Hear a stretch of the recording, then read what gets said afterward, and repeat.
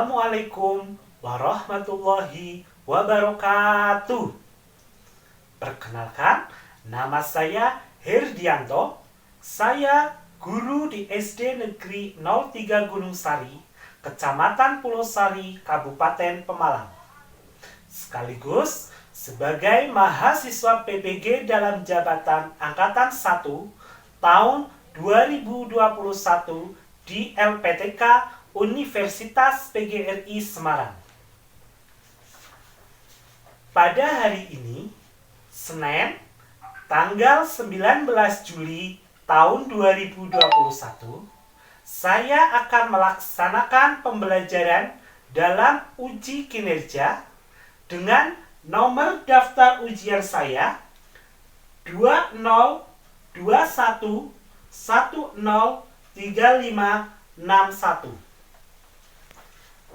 Terima kasih.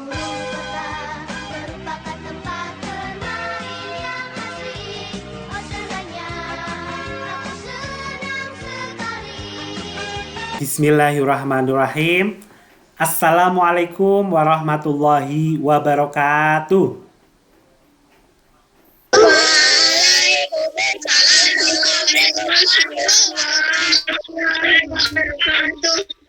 Selamat pagi anak-anak.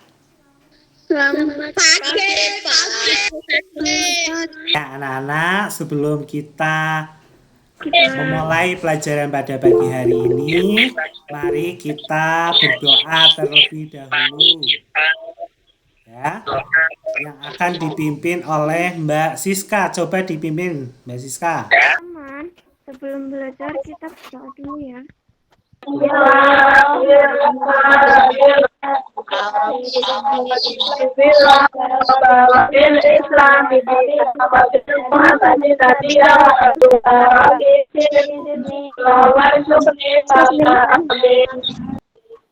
Ya, terima kasih ya Mbak Siska telah memimpin teman-temannya untuk berdoa. Mudah-mudahan pelajaran pada pagi hari ini berjalan dengan lancar ya, dan ilmu yang kita dapatkan akan bermanfaat.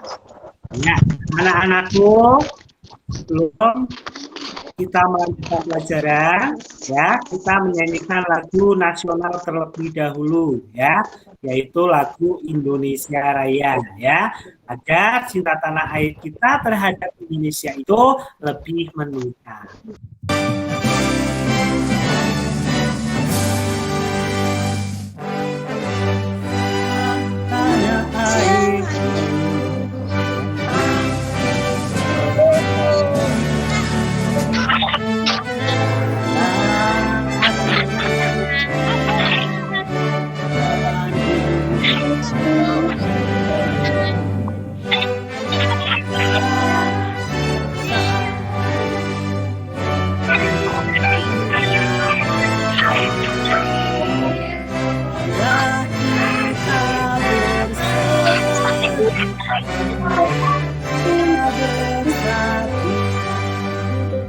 Dengan menyanyikan lagu Indonesia Raya tadi, mudah-mudahan cinta tanah air kita terhadap Indonesia lebih meningkat. Ya anak-anak, Pak Guru ingatkan ya, di masa pandemi semacam ini ya, untuk selalu mematuhi protokol kesehatan. Ya, dengan cara apa anak-anak? Iya, memakai masker. Iya, jaga jarak. Terus apa lagi?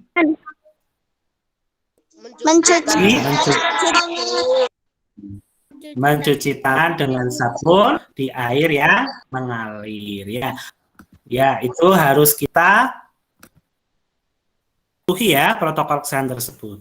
Ya, anak-anak, untuk pelajaran pada pagi hari ini yaitu tema 1, selamatkan makhluk hidup, dengan subtema yang pertama tumbuhan, dan juga pembelajaran yang pertama.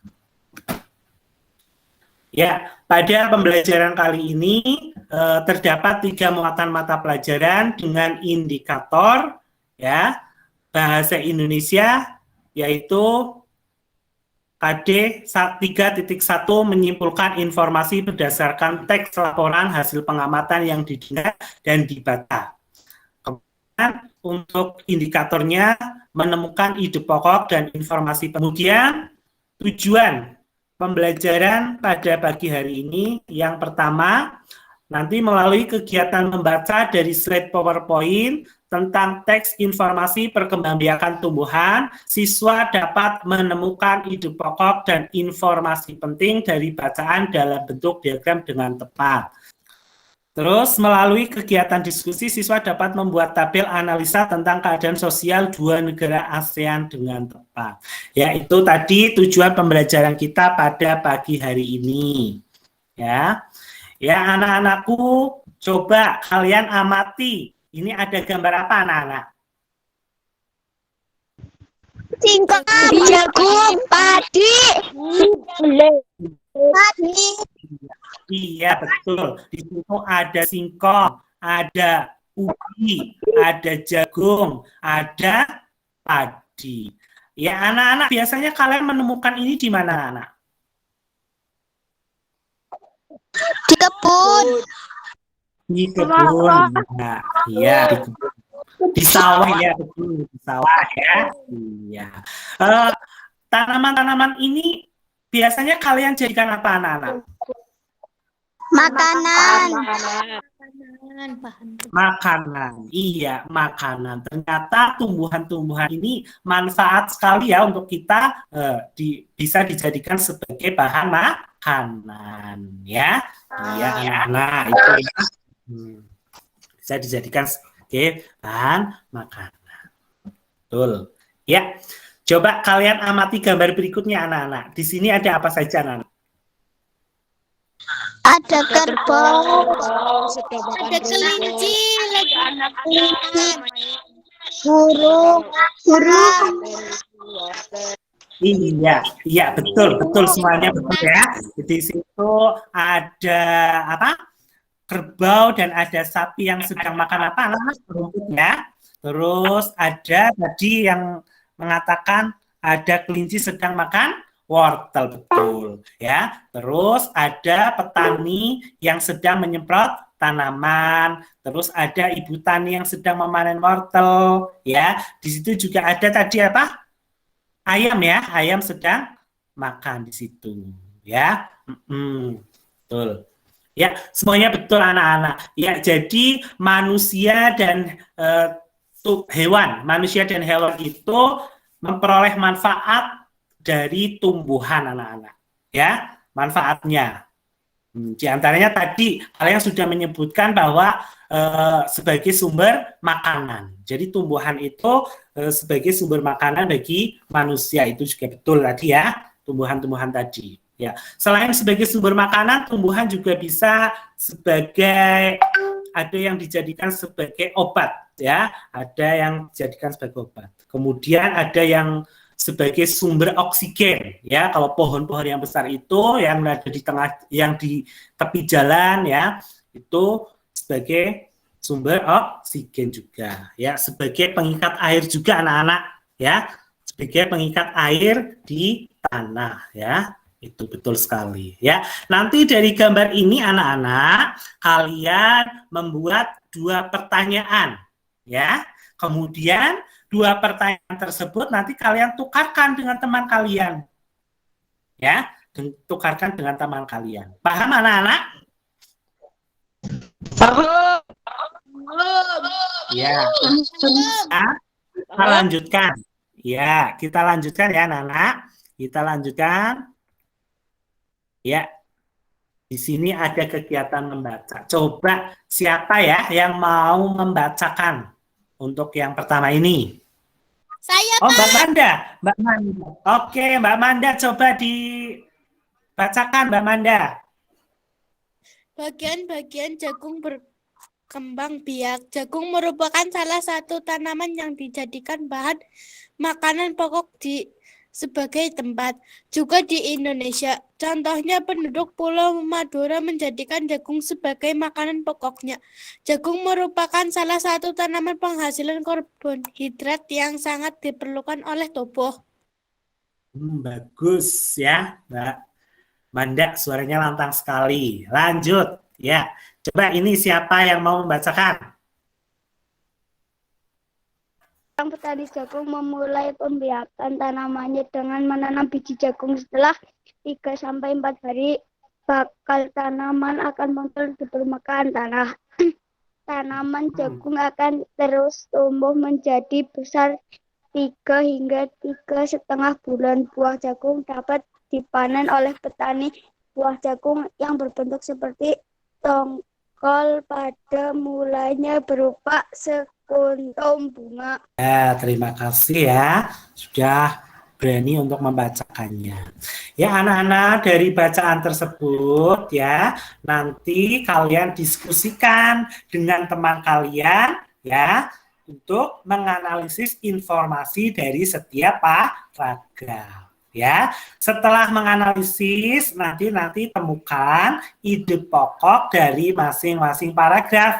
Ya, kemudian nanti hasil diskusinya ya, nanti kalian tuangkan ke dalam LKPD yang telah disediakan. LKPD ini sudah Pak Guru kirim di grup WA. Ya, paham anak-anak? Paham. Ya. Ya, kalau paham, ya. Maksudnya ya, ide pokok. Iya tadi ide pokok. Ide pokok itu apa sih anak?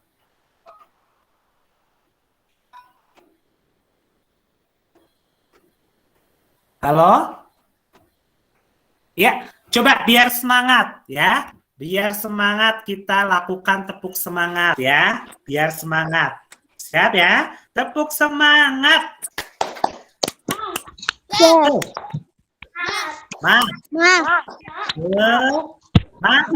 iya, semangat ya. Jadi harus semangat. Pagi harus semangat ya. Coba. Iya. Tadi ide pokok apa anak-anak? Mbak Asia, ide pokok itu apa? Ide pokok adalah gagasan yang menjadi dasar pengembangan sebuah paragraf. Iya, jadi itu ide pokok adalah gagasan yang menjadi dasar pengembangan sebuah paragraf ya. Jadi di dalam paragraf itu ya terdapat beberapa kalimat dan salah satunya itu merupakan kalimat utama yang di dalamnya itu terdapat ide pokok ya. Bagaimana sih langkah-langkah dalam menentukan ide pokok tersebut? Jadi langkah-langkahnya ini ya, yang berkaitan dengan tugas yang tadi, nanti kalian itu membaca secara keseluruhan paragrafnya dengan cermat. Ya, kemudian kalian tentukan kalimat utamanya. Kalimat utamanya bisa di awal paragraf, bisa di akhir paragraf, atau bisa di tengah ya. Tuh. Setelah itu nanti kalian tentukan kata kunci dari kalimat utama tersebut. Ya, kemudian kata-kata kunci tersebut nanti kalian gabungkan. Nah, itulah yang dimaksud dengan ide pokok itu. Ya, ya. Tadi ada kalimat utama, paragraf yang kalimat utamanya ya. Paragraf yang kalimat utamanya ada di awal itu namanya paragraf ya, kalau yang di akhir namanya induktif. Ya, kemudian ada yang di akhir atau di awal itu namanya deduktif, induktif itu. Paham ya tugasnya ya, anak-anak? Paham.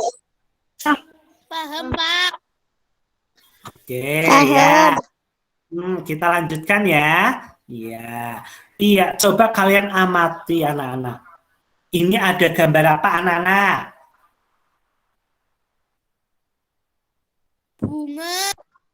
Bunga. Iya, ada gambar bunga. Gambar bunga itu ada apa saja itu anak-anak? Di situ. Ada bagian-bagiannya apa saja? Mahkota. Kepala sari, benang sari, tangkai putih, tangkai putih, tangkai bunga, dasar bunga, kelopak. Iya, betul. Di situ ada mahkota bunga, ada kepala sari, ada benang sari, ada kepala putik, ada tangkai putik, ada kelopak, ada bakal biji, ada dasar bunga, ada tangkai bunga.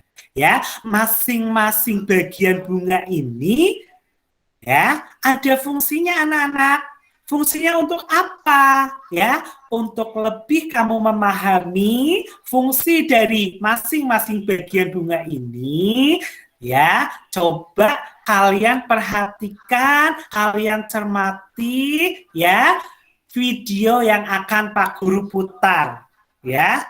Perhatikan baik-baik di situ, ya. Nomor 1 yaitu mahkota bunga. Mahkota bunga biasa disebut dengan corolla. Bagian mahkota bunga ini biasanya paling mencolok dan fungsi untuk menarik serangga. Nah, bagian mahkota bunga ini biasanya memiliki warna yang berwarna-warni dan sangat indah, dan memiliki warna yang mencolok agar menarik perhatian serangga. Kemudian, mahkota bunga juga merupakan bagian pada bunga yang memiliki bentuk yang paling besar di antara bagian-bagian bunga yang lainnya. Bagian yang kedua pada bunga yaitu benang sari. Coba ada yang masih ingat apa fungsi dari benang sari? Nah, Bu Guru Dacil ingatkan ya, jadi benang sari itu merupakan alat reproduksi jantan pada bunga. Nah, jadi di benang sari inilah terjadi proses pembuatan serbuk-serbuk sari yang nantinya akan berfungsi pada proses reproduksi bunga. Oke, sekarang kita langsung masuk bagian ketiga pada bunga. Bagian ketiga pada bunga yaitu kelopak bunga. Jadi, kelopak bunga merupakan bagian bunga paling luar yang menyelimuti mahkota bunga ketika mahkota bunga masih kuncup. Jadi, kelopak bunga berfungsi untuk melindungi mahkota bunga ketika masih kuncup, sehingga kelopak bunga ini akan terbuka ketika mahkota bunganya mulai mekar. Oke anak-anak, sekarang kita lanjut ke bagian keempat pada bunga. Bagian keempat pada bunga yaitu dasar bunga. Ayo, ada yang tahu apa itu dasar bunga? Jadi anak-anak, yang dimaksud dasar bunga itu adalah bagian bunga paling bawah di mana dasar bunga ini memiliki fungsi sebagai tempat melekatnya mahkota bunga pada bagian bunga. Tadi nanti setelah kalian melihat video tadi ya, nanti kalian diskusikan dengan kelompok kalian tentang bagian-bagiannya ya. Kemudian nanti kalian membuat gambar bunga beserta bagian-bagian dan fungsinya sesuai dengan kreativitas kalian ya. Setelah itu nanti kalau gambar bunganya sudah jadi, nanti kalian fotokan hasilnya, kemudian kirim di grup WA kelas. Paham anak-anak? Paham. Iya, anak-anak ngomong-ngomong soal bunga tadi, ya. Ini ada sebuah bunga. Kelihatan gambarnya anak-anak? Ini bunga apa ya? Sepatu. Oh iya, bunga sepatu. Bunga sepatu. Iya anak-anak, kalian tahu tidak bunga sepatu itu ya? Bunga sepatu itu bukan hanya tumbuh di Indonesia anak-anak. Ya, tetapi bunga sepatu ini tumbuh ya di negara tetangga. Ya, negara tetangga kita pun ya memiliki bunga yang cantik semacam ini ya. Bahkan bunga ini ya itu di Malaysia, negara tetangga kita, itu merupakan bunga nasional. Dan bunga ini itu kalau di sana itu namanya bunga raya. Ya, jadi bunga sepatu ini di Malaysia itu merupakan bunga nasional dan dinamakan bunga raya di sana. Ya, selain di Indonesia, di negara Malaysia, kemudian ini ada juga sebuah gambar bunga. Bunga apa ini anak-anak? Kamboja. Kamboja. Oh iya, bunga Kamboja. Bunga Kamboja ini kalau di Bali itu sering digunakan sebagai perlengkapan dalam tarian. Ya. Dan bunga Kamboja ini anak-anak selain ditemukan di Indonesia juga ada di Laos. Ya. Bahkan di negara Laos, bunga ini itu dijadikan sebagai dekorasi upacara keagamaan dan penyambutan tamu anak-anak. Ya, jadi tidak hanya di Indonesia, di negara-negara tetangga kita pun ya banyak sekali ya bunga yang sama ya. Jadi di Indonesia dan di Laos ini tadi memiliki kesamaan mempunyai bunga Kamboja. Kalau di Indonesia sendiri itu sebagai perlengkapan tari di Bali. Kemudian di Laos tadi ya itu dijadikan sebagai dekorasi upacara keagamaan dan penyambutan tamu ya. Ya anak-anak, tadi ada Malaysia, ada Laos, ada Indonesia. Negara-negara tersebut itu hidup berdampingan. Ya, berhidup berdampingan meskipun berbeda negara, namun ketiganya memiliki persamaan dalam sosial dan budaya. Ya, bahkan masih banyak negara lainnya yang memiliki kesamaan, anak-anak. Ya, oleh sebab itu mereka itu menggabungkan diri dalam suatu organisasi yang disebut dengan ASEAN. Ya, yaitu Persatuan Negara-Negara se-Asia Tenggara. Ya. Berikut ini nanti ada 10 negara ASEAN. Ada negara apa saja anak-anak? Indonesia. Indonesia apalagi? Singapura. Malaysia. Singapura. Tidak, Malaysia, Singapura. Malaysia.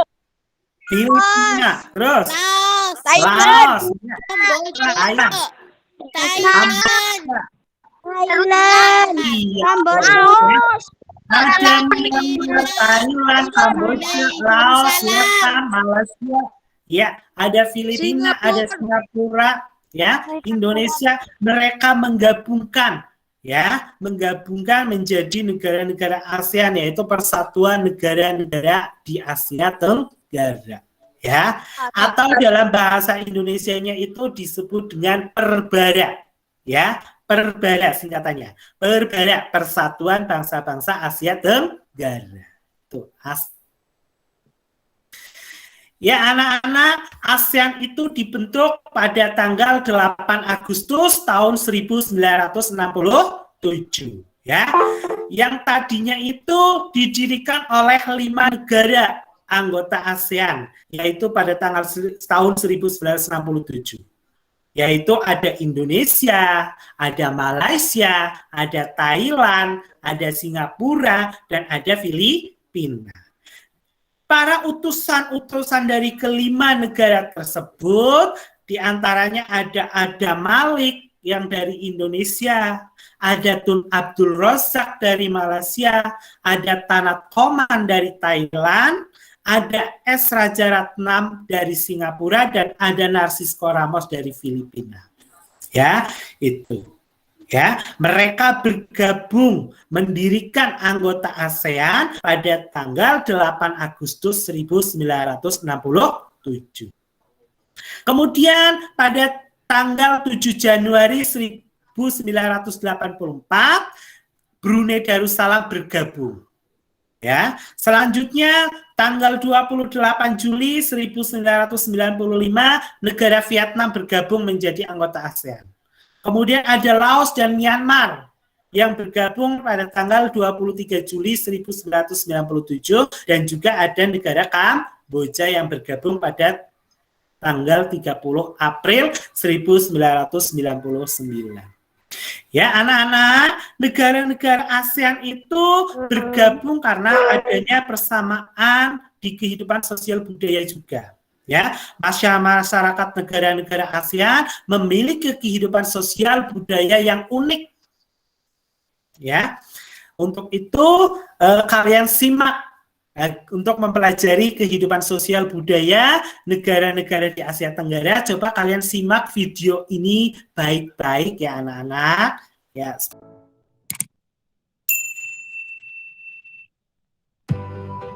ASEAN didirikan pada tanggal 8 Agustus 1967 di Bangkok, di mana faktor-faktor berdirinya ASEAN yaitu dari faktor sosial, budaya, kondisi geografis, dan persamaan nasib dan sejarah yang bisa dibilang sama. Apa saja sih kehidupan sosial budaya negara-negara ASEAN? Yuk simak videonya. Indonesia.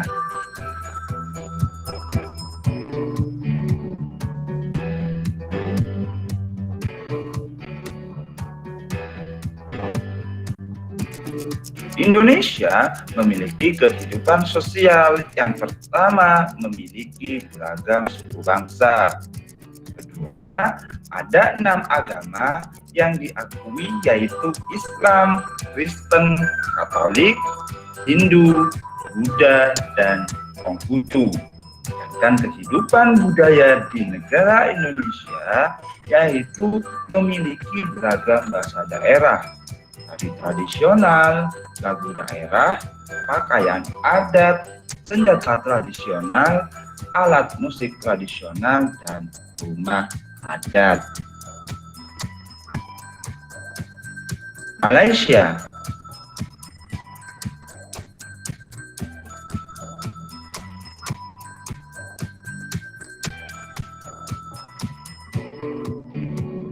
Kehidupan sosial Malaysia yang pertama, penduduknya terdiri atas etnis Melayu, Tionghoa, dan India. Yang kedua, agama mayoritas negara Malaysia adalah Islam. Sedangkan kehidupan budaya di negara Malaysia, yaitu kebudayaan Malaysia berakar pada kebudayaan Melayu. Bahasa resminya bahasa Melayu dan bahasa sehari-hari yaitu bahasa Inggris, Tamil, dan Mandarin. Ya anak-anak, setelah kalian menyaksikan video tadi tentang kehidupan sosial budaya di negara-negara ASEAN, ya, nanti informasi-informasi apa yang kalian dapat di video tersebut, ya, nanti kalian menuliskan perbedaan dan persamaan dari dua negara, ya. Jadi nanti kalian memilih dua negara, nanti perbedaannya apa, persamaannya apa, ya, dua negara anggota ASEAN tersebut berdasarkan keadaan sosial budayanya tadi. Ya, kemudian nanti tuangkan hasil analisismu ke dalam LKPD yang telah Pak Guru berikan tadi, yang telah Pak Guru kirimkan di grup WA. Itu tugas kalian. Paham anak-anak? Paham. Paham.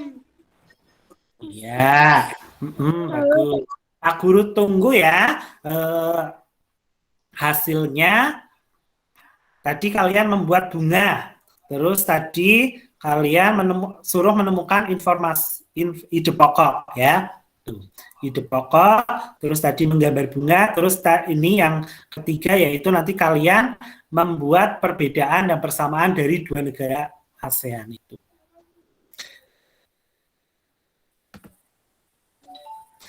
Ya anak-anak, keadaan sosial budaya negara ASEAN dari seluruh penduduk Asia Tenggara itu 90% diantaranya itu berasal dari suku Melayu.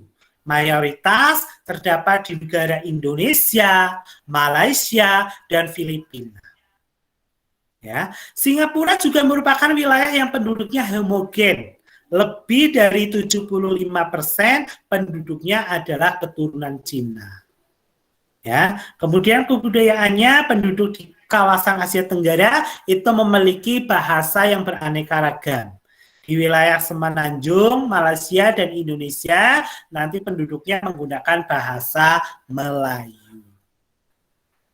Hasil yang tadi kalian kerjakan, coba presentasikan ya. Ini sudah ada beberapa yang masuk di WA. Ya, Pak Guru buka terlebih dahulu WA-nya. Ini ada gambar siapa ya? Ini punya siapa anak-anak? Punya Mbak Ica. Coba. Oh iya Mbak Ica, coba dipresentasikan ini Mbak Ica. Bagian-bagian bunga itu ada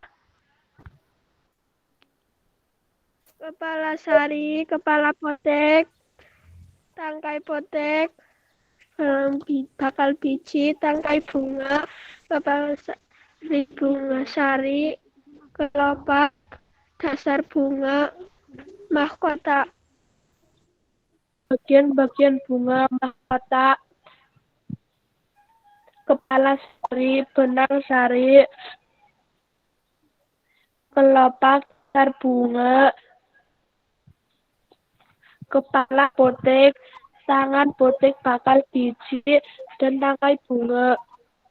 Iya, tadi ada Mbak Ica, ada Mbak Uma ya. Ya, tepuk tangan semuanya. Sudah berani untuk Anda. Ya. Ya, anak-anak, ini ada link evaluasi ya. Nanti Pak Guru kirim ke grup WA. Ya, kemudian nanti kalian kerjakan link evaluasi tersebut ya. Mengerjakannya itu nggak usah gugup-gugup anak-anak. Santai saja, dipahami, dibaca yang betul ya. Kemudian nanti dijawab sesuai ini pilihan ganda nanti ya. Nanti nilainya langsung muncul anak-anak ya. Jadi nanti nilainya langsung muncul, yang nanti nilainya sudah melebihi KKM yaitu 70, nanti akan mengikuti pengayaan agar lebih paham lagi materi-materi yang telah kita pelajari ya. Kemudian untuk yang nilainya nanti kurang dari KKM, nanti akan Pak Guru jadwalkan untuk mengikuti remedi. Ya, paham anak-anak? Paham. Ya. Materi apa sih yang telah kalian pelajari hari ini anak-anak? Tadi kalian mempelajari apa anak-anak? Mempelajari bagian-bagian bunga. Iya, terus apa lagi? Itu pokok. Iya, belajar ide pokok, terus apa lagi? ASEAN, iya. Fungsi-fungsi bunga, iya. Ada keadaan sosial negara-negara ASEAN. Iya. Tadi pelajaran yang menurut kamu menyenangkan di bagian yang mana, anak-anak? Bagian bunga. Oh, yang tadi gambar bunga itu, iya. Ya. Simpulannya tadi kalian apa saja pelajaran pada pagi hari ini? Tadi kalian mempelajari tentang ide pokok. Ide pokok itu adalah, simpulannya ya, berarti ide pokok itu adalah gagasan yang menjadi dasar dalam mengembangkan sebuah paragraf. Terus tadi ada bagian-bagian Bunga. Bagian bunga. Apa saja bagian-bagian bunga itu tadi? Kepala sari. Kelopak, benang sari. Terus. Iya, betul. Terus apa lagi? Iya. Terus tadi kalian juga mempelajari tentang keadaan sosial budaya negara-negara di Asia Tenggara atau ASEAN. Ya anak-anak, betul sekali. Ya betul sekali, kalian tadi telah mempelajari tentang ide pokok, ya, tentang manfaat tumbuhan bagi hewan dan manusia juga. Ya, jadi hewan dan manusia itu memperoleh manfaat dari tumbuhan. Ya, manfaat-manfaatnya diantaranya tadi ada sebagai sumber energi, sebagai sumber vitamin, sebagai sumber oksigen, sebagai pengikat air di tanah, dan juga sebagai peneduh. Ya, itu tumbuhan sebagai sumber bagi kehidupan manusia dan hewan. Ya, karena tumbuhan itu merupakan produsen sebagai penghasil cadangan makanan. Ya, anak-anak, itu tadi simpulan pada pelajaran pagi hari ini. Ya. Ya, anak-anakku, sebelum kita mengakhiri pelajaran pada pagi hari ini, Pak Guru ingatkan sekali lagi bahwa kalian harus tetap menjaga protokol kesehatan dimanapun berada dengan cara tadi memakai masker, mencuci tangan dengan sabun di air yang mengalir, terus menjaga jarak, ya, menjauhi kerumunan, itu, ya. Ya, anak-anakku, untuk pelajaran yang selanjutnya nanti adalah pembelajaran yang kedua. Ya, jadi besok kita akan mempelajari tentang pembelajaran yang kedua. Ya, masih tema 1, subtema yang pertama, besok pembelajarannya yang kedua. Itu besok untuk pelajaran yang besok, ya. Ya, sebelum kita mengakhiri pelajaran pada pagi hari ini, ya, siapa coba yang mau memimpin teman-temannya untuk berdoa? Siap, Mbak Uma? Ya, coba Mbak Uma dipimpin teman-temannya untuk berdoa. Teman-teman, sesudah belajar, mari kita berdoa dulu ya. Berdoa mulai. Bismillahirrahmanirrahim.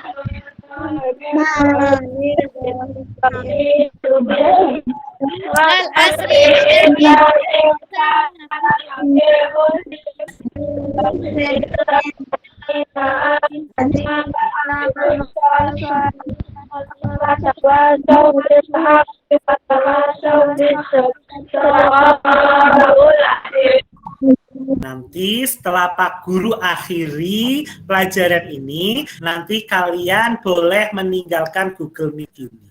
Ya, paham anak-anak? Ya, dan jangan lupa tugas-tugasnya tolong dikerjakan. Pak Guru akhiri. Wassalamualaikum warahmatullahi wabarakatuh. Waalaikumsalam warahmatullahi wabarakatuh.